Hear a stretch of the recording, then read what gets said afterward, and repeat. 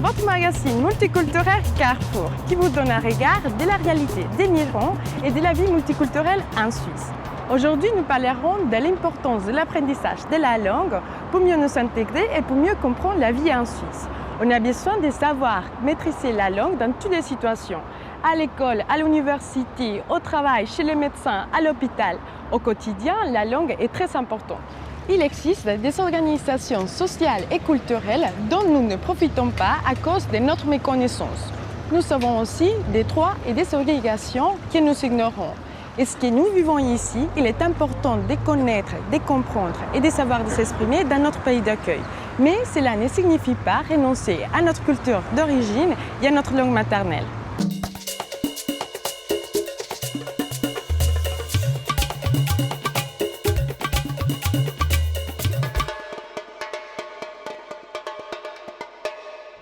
Mon père est venu d'Italie dans les années 67-68. Il a fait un long périple par l'Allemagne, l'Angleterre, etc. Il est arrivé en Suisse et il rencontre ma mère qui est suisse. Et ils se sont rencontrés donc, dans le domaine de l'hôtellerie. Ils travaillaient les deux dans un hôtel à Berne. Et puis voilà, ils se sont plu. Et puis ma mère est partie vivre avec mon père en Italie. Et donc mes parents après sont revenus, on fait un peu le ping-pong comme ça entre la Suisse et l'Italie. Et moi je suis né à Lausanne durant l'un de ces allers-retours en fait. Et donc j'ai vécu mes premiers mois de vie tout près de Lausanne à Renan. Et ensuite mes parents sont repartis vivre à Rome. Donc j'ai passé ma prime enfance à Rome et après ils sont revenus ici en Suisse. Et puis à cause du travail, ils déménageaient souvent. Donc, j'ai habité à Neuchâtel, Berne, en France aussi. Donc j'ai pas mal bougé en fait. Et comment est-ce que tu as vécu tes expériences en Italie, en Suisse et puis en France? En fait, je me suis rendu compte assez vite que j'avais le cul entre deux chaises. Hein, c'est une expression française qui dit bien ce qu'elle veut dire, qui d'ailleurs a été le titre de mon premier roman que j'ai écrit il y a quelques années. Et j'étais pas complètement suisse, j'étais pas complètement italien. Quand j'étais en Italie, j'étais toujours le suisse. Quand j'étais ici en Suisse, j'étais le rital. Et puis finalement, le rital, c'est devenu une nationalité pour moi. C'est-à-dire c'était comme une troisième voie. D'autant plus qu'il y a la culture italienne, il y a la culture suisse, et puis il y a la culture française. Donc il y a un triple aspect à l'école, notamment, qui était assez, dans un premier temps, difficile à vivre. Il m'a fallu du temps avant de pouvoir intégrer tout ça. Et comment est-ce qu'il t'a fait pour trouver ta identité et cette identité, c'est aucune identité, quoi. C'est paradoxe. Dans un premier temps, en tant qu'enfant, et ensuite, c'était plutôt l'adolescence qui était un moment difficile, on est à la recherche d'une identité. Et puis petit à petit, avec l'âge adulte, en grandissant, en mûrissant, on s'aperçoit qu'on a cette chance d'avoir plusieurs identités et finalement de les épouser toutes. Moi, j'ai cette grande affection, en plus je suis parfaitement bilingue avec l'italien. Il y a des choses qui me retiennent fortement à la Suisse, notamment à Genève. Et puis j'ai cette grande... J'aime beaucoup la France aussi. J'y ai vécu 8 ans, j'y vais très souvent. Donc voilà, et puis je me suis dit, on peut finalement faire partie de tout ça, hein, et d'intégrer tout ça. Et puis finalement, il y a ce petit proverbe que je trouve assez sympa qui dit « Qui a le cul entre deux chaises n'a pas besoin de chaise hein ». Et donc finalement, je m'accommode de tout ça et j'essaye de m'enrichir de ces diverses cultures qui ensuite s'ajoutent parce que j'ai appris l'anglais, je suis parti pas mal de temps en Australie, j'ai un contact important avec l'Amérique latine, l'Espagne, etc. Donc finalement, les couches s'ajoutent et puis on espère devenir un peu citoyen du monde, comme disait Rousseau. Ouais, citoyen du monde, c'est vrai. Et c'est vrai que 2 de mes romans parlent de ça, essentiellement, hein, d'un personnage qui serait une sorte d'alter ego où il y a une position délicate à trouver par rapport à cette ritalité. Hein, donc le côté rital, ce mot qui pour moi devient une nationalité. Et finalement, je m'aperçois maintenant, parce que justement, je crois que de ce bagage, de ces choses qu'on prend, d'expérience, on a envie aussi de transmettre. On en revient justement au cours de français, etc., que je peux donner à des adultes. Mais l'idée, effectivement, c'est de pouvoir passer un petit peu le relais. Et puis, finalement, le problème que beaucoup de gens vivent, et traverse, c'est exactement, il est très semblable. Je le vois encore là avec ces Coupes d'Europe, les jeunes, aujourd'hui je travaille avec des jeunes, avec le maillot du Portugal, tout ça c'était moi à 12, 14, 15, 16 ans. C'est à l'adolescence, à la recherche de l'identité. Voilà. Et tu as parlé du cours de français que tu donnes aux adultes. Tu peux nous raconter comment est-ce que tu as commencé en tant qu'enseignante et puis quelles ont été tes motivations?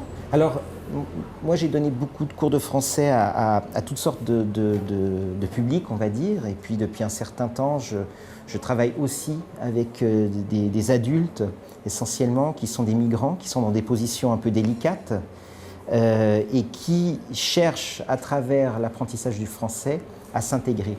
Hein. Et je m'aperçois que les barrages à l'apprentissage ne sont pas liés nécessairement à la structure de la langue, mais à tout ce qui est à côté. Il y a des gens, par exemple, qui ont quitté l'école très tôt. Il y a des gens qui ont besoin, qui ont peur d'aller à l'école, qui ont peur d'être confrontés aux professeurs, aux autres élèves, qui doivent être mis en confiance. Et en fait, c'est tout ça qui est important. C'est là l'intégration aussi. C'est accueillir, essayer de démystifier certaines choses, de mettre en confiance. Essentiellement, c'est quand il y a la mise en confiance, ensuite, l'apprentissage est possible. J'étais le fruit trop mûr d'une société confortable, une conséquence sur l'échelle des nantis. Mon malaise s'enracinait dans une terre polluée, je me sentais stérile. Je perpétuais la débâcle entamée voilà une éternité, exactement à partir de cet instant où tout avait inexplicablement basculé, où l'humanité avait glissé sur la peau de banane. Je me complaisais dans une médiocrité mécanique, une médiocrité de chauffage et d'air conditionné. Je m'y complaisais, je l'alimentais de façon affligeante. Ce n'était ni la guerre, ni la paix, ni le désordre, ni l'harmonie. J'écrivais lentement, trop ou pas assez de quoi. J'avais le cul entre deux chaises, ni à côté, ni dans le cou. J'étais une ébauche de moi-même, un bon Dieu d'écrivain rongeant son frein.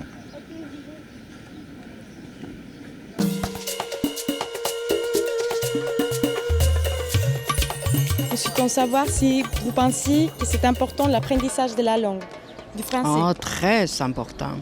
Pourquoi? Oui, parce qu'on vient dans ce pays, et c'est nous apprendre la langue de ce pays, pas aux autres d'apprendre notre langue. Je trouve que c'est la première chose que chaque personne, chaque étranger qui vient dans ce pays devait apprendre la langue, la lire et l'écrire. Et vous avez des amis qui ne sont pas francophones? Non. Ah oui. Oui, vous savez? Ouais. Ouais? Est-ce que vous pensez que pour eux c'est facile ou difficile d'apprendre le français? Ouais, Oui, un petit peu. C'est difficile. C'est difficile? Très Pourquoi? difficile. Ouais. Bah, la langue française, c'est un peu dur. C'est un peu de Oui, même pour Et vous puis, c'est un peu dur de l'écrire? Ouais, déjà pour nous, mais déjà pour eux aussi, ça doit être très dur. Ce que nous souhaitons savoir si vous êtes francophone. La madame me habla, yo no hablo español nomás. Et vous parlez un peu français? No. ¿No? ¿Es que para ti es importante? ¿Tú crees que es importante aprender francés? ¿Cómo? ¿Tú crees que es importante aprender francés? ¿Vives Pa' aquí? mí, sí, vivo aquí, pero para mí no entiendo todo, yo voy a comprar todo. Et quand on arrive à 50 ans, c'est difficile de l'apprendre. C'est difficile, mais C'est pas en 3 mois qu'on l'apprend. Non, non, mais s'il y en a quelqu'un qui prend vite français, il y en a qui c'est pas tout le monde qui prend parler. C'est moi qui prends l'autre chose. Pour boulot, je connais tout, mais pour parler, pas très bien. Est-ce que, il y a combien de temps vous êtes ici? J'habite ici presque 20 ans. Pourquoi vous pensez que c'est important? Quand on habite dans un pays de langue étrangère, on fait au moins l'effort d'apprendre la langue. C'est le minimum. Vous pensez que l'apprentissage de la langue française est difficile ou facile? Non, elle est difficile. Parce que moi-même, je suis suisse-allemand, donc, et puis j'ai dû l'apprendre. C'est vrai que c'est pas évident, surtout parce qu'on parle le français, mais on l'écrit pas la même chose. Est-ce que vous pensez que c'est important pour l'intégration, pour se sentir bien ici, d'apprendre le français? Oui, c'est important, oui. Est-ce que combien de temps vous avez mis pour l'apprendre? Oh, moi, il m'a fallu... bon, j'étais encore tout petit, donc, il m'a fallu, 2-3 ans pour vraiment pouvoir discuter normalement. Qu'est-ce que c'est? C'est du beurre. Qu'est-ce que c'est? C'est un couteau. Qu'est-ce que c'est? Plus que l'intégration, ou pouvoir communiquer, c'est aussi pouvoir être indépendant, c'est pouvoir faire les démarches par soi-même, c'est ne pas forcément dépendre de quelqu'un, de la famille, d'un enfant ou d'un interprète pour faire n'importe quelle petite démarche quotidienne, y compris faire les courses ou aller chez le médecin. Nous avons des femmes qui viennent de 60, 80, 100 pays différents. Parfois, elles ont une langue commune. Mais c'est vrai que la question de la mixité n'est pas la même dans tous les pays. Le degré d'alphabétisation n'est pas le même dans tous les pays. Les choses se compliquent lorsqu'on vient de plus loin. Et lorsque l'alphabet est extrêmement différent et lorsque les femmes viennent de pays où elles sont moins facilement encouragées à suivre l'école ou à entreprendre une démarche de formation lorsqu'elles sont déjà enfants. Quand je suis arrivée à Camarada, je ne savais pas écrire. J'ai commencé au mois de septembre jusqu'à maintenant. Bon, c'est presque toute l'année. Hein. C'est tous les matins et l'après-midi, on fait un atelier de sérigraphie artisanale. J'avais beaucoup de peine parce que je ne savais pas écrire. Mais maintenant, ça va très bien. Tu ne savais pas non plus écrire dans ta langue maternelle? Non. Est-ce que tu peux nous raconter quelle est la langue maternelle de ton pays? Ma langue maternelle, c'est le Diola. Mais au Sénégal, on a une langue que tout le monde parle. La plupart des gens, c'est en ville, à la capitale, c'est le Wolof. Au Sénégal, on parle le Wolof. À la capitale. Donc il y a plein de gens qui ne parlent pas français. Pourtant, on apprend à l'école le français, mais il y a plein de gens qui ne parlent pas le français, ils parlent que le Wolof. Je me vois maintenant mieux qu'avant. Parce que les gens, maintenant, quand on se parle, j'envoie des SMS comme tout le monde. J'ai déjà bien, je suis très contente pour ça. J'ai écrit le français, l'orthographe, même si je fais des fautes, mais pas comme avant. Je viens d'Indonésie et j'habite ici pendant 7 ans. Après 3 ans que j'habite ici, j'ai commencé à apprendre le français parce que je restais à la maison. Avant la première année jusqu'à la 3e, je travaille et j'ai toujours parlé anglais dans mon bureau. Et quand je suis enceinte, j'ai travaillé. Parce que je restais à la maison, je ne peux pas sortir sans parler français. Alors, j'ai allé à l'école de français, mais en début, ce n'est pas facile pour apprendre le français parce que, tu sais pas, le système de cours de français, ce n'est pas vraiment bien pour moi. Je restais à la maison, j'apprends avec la télé, les chansons et tout ça. Jusqu'à j'ai trouvé l'association à la commune, ça s'appelle CFAM. Et j'ai rejoint avec ces femmes et j'ai commencé encore à apprendre le français et j'ai trouvé la classe géniale. Est-ce qu'il y a beaucoup de différences entre ta langue maternelle et puis les français? Ah oui, bien sûr, bien sûr. Tu peux nous raconter quels sont les... Oui, oui. Dans mon langue maternelle, il n'y a pas l'article le ou la, il n'y a pas la féminine, le masculin de la mot. Et donc, vous les différenciez comment? Sont neutres. Oui, naturellement, c'est comme ça. On n'a pas dit ah, la table, c'est la féminin. Non, la table, c'est la table. Oui, oui. Il n'y a pas le gender. Oui. Et aussi, le différent, dans mon langue, il n'y a pas passé composé. Il n'y a pas le mot change. Au début, j'ai vraiment difficile pour comprendre pourquoi hôtel, pas hôtel.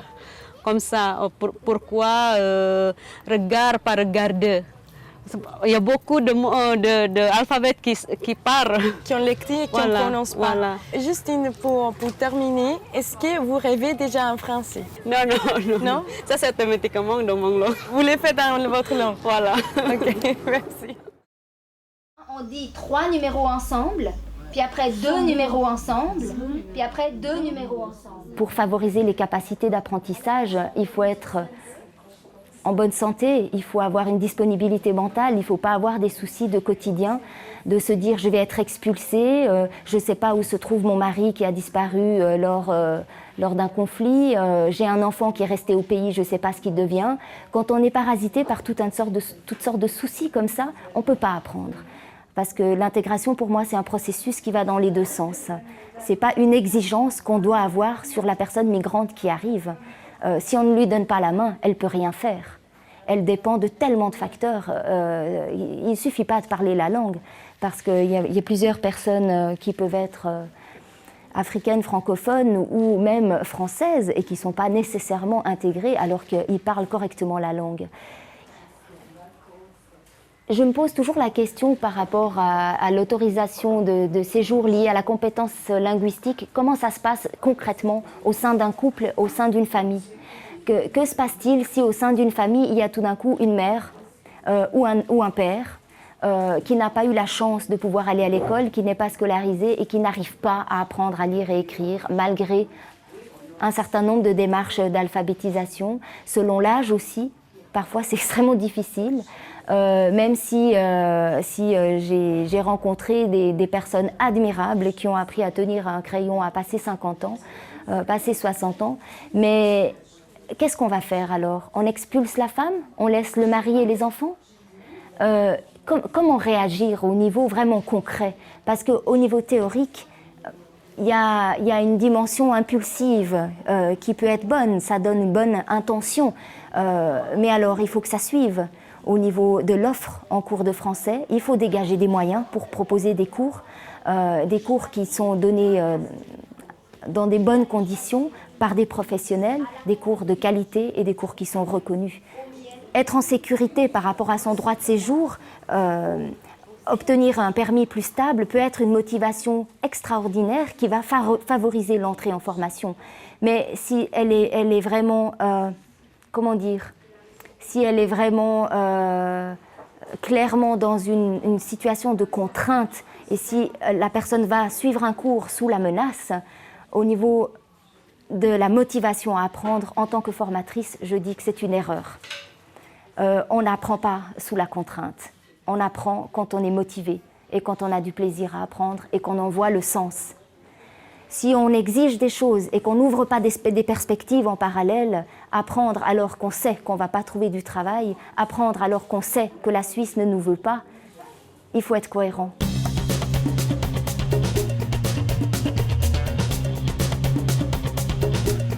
Alors Camaradas est né d'une association qui travaille depuis 25 ans ici à Genève, qui portait d'abord un autre nom, Association genevoise d'entraide aux réfugiés, et qui a vu la nécessité de mettre sur pied des cours particulièrement adaptés aux populations migrantes pour faciliter leur apprentissage du français et stimuler leur intégration ici. Nous ne croyons pas qu'il suffit de dire pour intégrer les gens, il faut leur apprendre le français. Non, il faut leur donner dans un lieu où elles peuvent exercer et pratiquer notre langue tous les autres éléments qui leur sont nécessaires pour pouvoir s'intégrer de manière, je dirais, très dynamique et qui soit utile vraiment pour elles. Nous abordons dans les ateliers beaucoup d'aspects de la vie courante, à commencer par quelque chose de très important dans notre société, c'est tout ce qui touche à l'informatique. Nous avons des initiations à l'informatique parce que c'est un outil très important. On a des ateliers de couture, de natation, de gymnastique.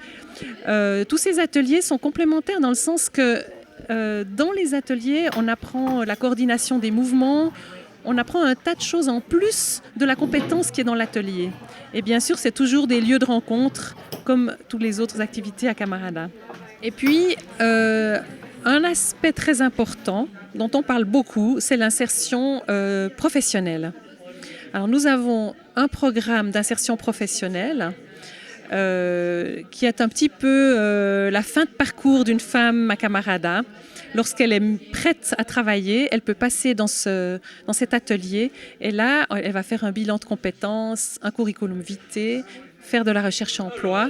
Et tout ça, c'est évidemment très important pour l'insertion à Genève. À part une autre petite association qui s'est créée à Mérin, qui s'appelle le CEFAM, qui fait aussi un travail un peu similaire. Donc Camarada et cette association Ces Femmes sont les seuls lieux qui sont réservés aux femmes. Et nous avons ici à Camarada près de 800 inscriptions par année et nous devons refuser du monde.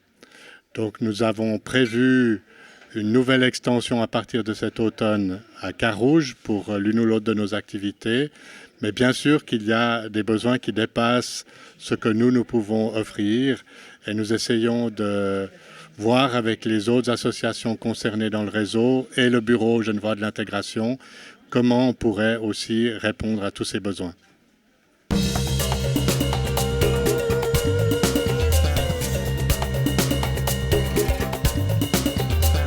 Dans notre rubrique Carrefour de saveurs, on va goûter les plats typiques colombiens. Nous sommes aujourd'hui à la fête nationale colombienne à Montbénon et on va voir comment on prépare ces plats typiques colombiens. Je vous invite à goûter avec nous.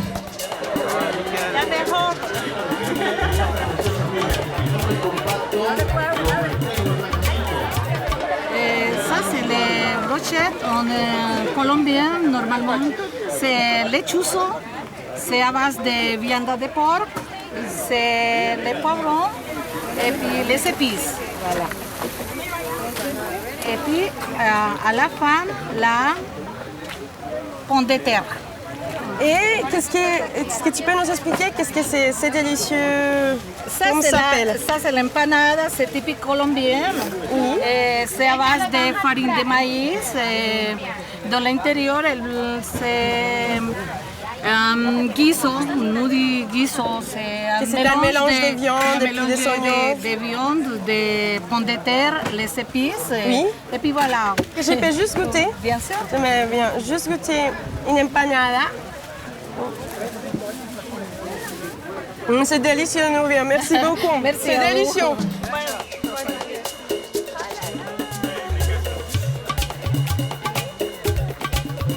Esa es la preparación de la arepa de la Colombia. Yo soy el especialista, yo soy de la región Opita. Ça contient du sel, ça contient du sel, du beurre, la farine de maïs, qui c'est une farine typique chez nous. On utilise souvent la farine de maïs et c'est ça qu'on mange aussi pour les petits déjeuners. Et puis il dit que c'est très important pour réussir l'arepa, c'est juste un peu d'amour. C'est ça la clé pour bien réussir les arepas. C'est vrai. Et puis là, on les prépare. Oui.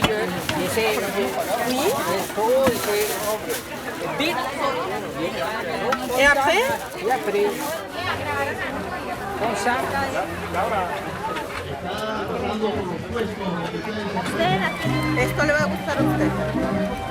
Une autre spécialité en Colombie et surtout en été, c'est les glaces de fruits, des vrais fruits. C'est un glace à coco et c'est très bon. C'est avec du lait et puis du coco et un peu de sucre.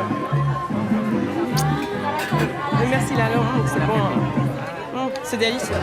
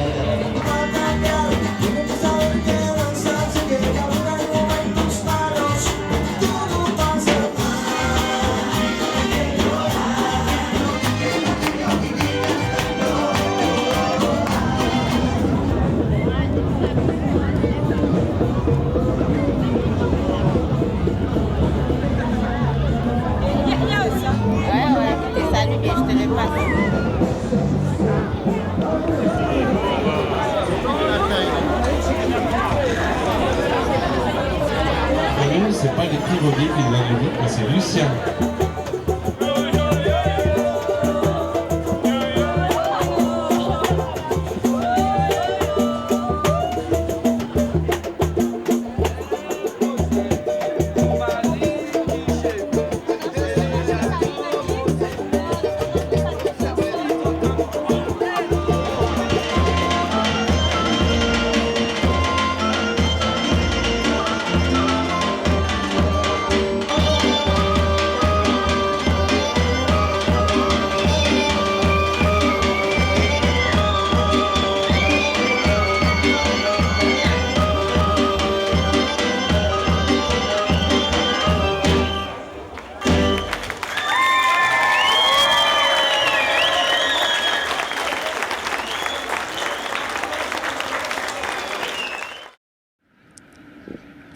en savoir plus sur les cours de français en Suisse romande, vous pouvez nous contacter sur nos sites internet www.alavistatv.net et aussi, bien sûr, pour nous soutenir et pour nous donner votre avis.